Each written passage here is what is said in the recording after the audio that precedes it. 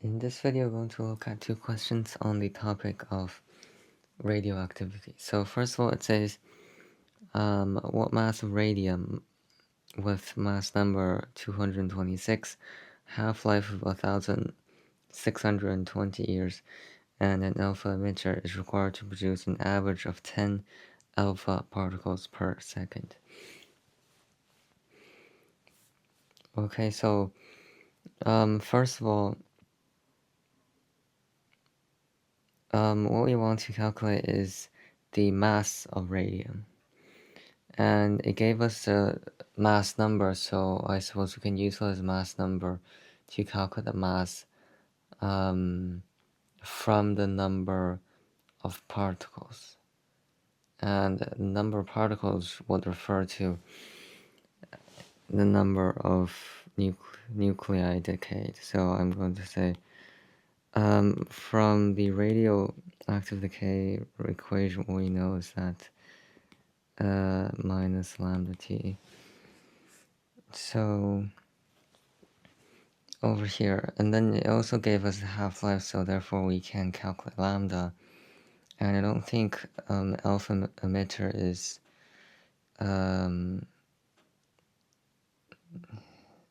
needed. So okay, so first of all, let's calculate lambda. So in this case, lambda is equal to natural log of 2 over the half-life. And one thing is that it's per second for the final answer, so I'm going to convert it into seconds. Times, this is 365.25 times 24 times 60 squared. Okay. And this will be equal to, is natural log 2 over this times the year, number of days in the year, number of hours in 1 day times the number of seconds in 1 hour. And that is 1.356 times 10 to the negative 11 for 3 decimal places. And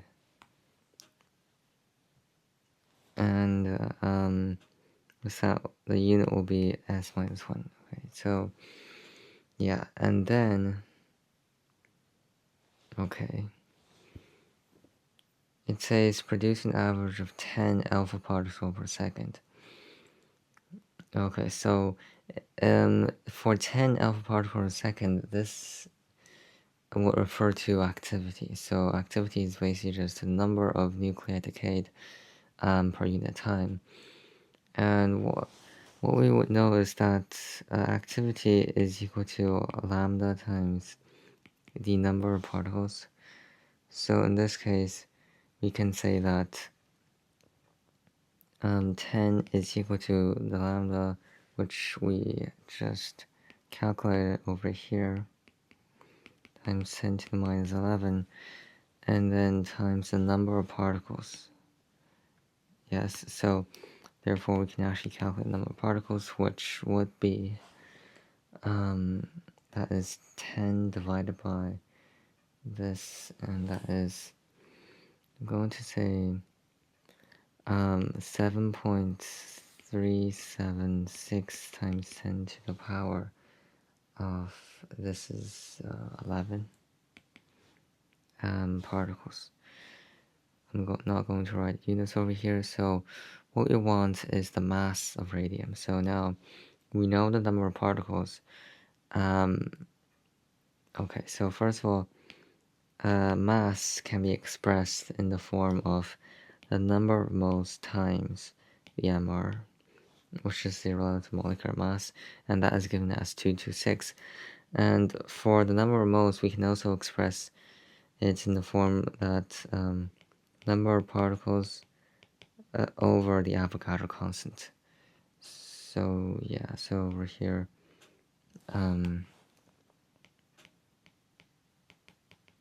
that will be the number of moles and then times 226. And then we will be able to calculate the mass of radium. Okay, so over here we have 226 times the over, and that gives us 2.769 times 10 to the minus 10 kilograms, and that will be the answer to the first question. Now let's see the second question over here. It says to determine the half-life of uranium, given that 3.23 times 10 to the minus 7 grams of radium is found per gram of uranium. Okay, so it appears that there's a constant ratio, or like there's a constant composition of radium per gram of uranium. And then it says the half-life of radium is 1,600 years. And the atomic weights of uranium and radium are these, and all radium arises from uranium. Okay, so one thing is that it says it's found grams uranium in ancient materials. So I suppose for ancient minerals, the time must vary. So it's a hint that I would say like the activity of uranium and radium is at a point of equilibrium. So that's why there's no change in composition, and there's always a constant composition of radium in uranium. So I'm going to say their activity is equal. So the activity of uranium is equal to the activity of radium. And from the last question, I mentioned that we can express activity as n times lambda. Okay, so no, so that will be nu lambda u n r lambda r. Now, for lambda r, we can actually calculate because we know the half-life. So that will be, so that is 1,600. It didn't say like whether it's in years or seconds, but in years that will be simpler. So yeah, and so over here, and this is over the half-life of radium, and that is 0.0021 s minus 1. Okay, and then right now we actually have 3 more variables. So over here, nu. For nu and nr, we can actually express it. Yes, we can actually express it because the question gave us the mass. So over here we have the mass of radium, and also it says per gram uranium, so we actually can calculate the number of particles of each. Okay, so first of all is that what we know, m is equal to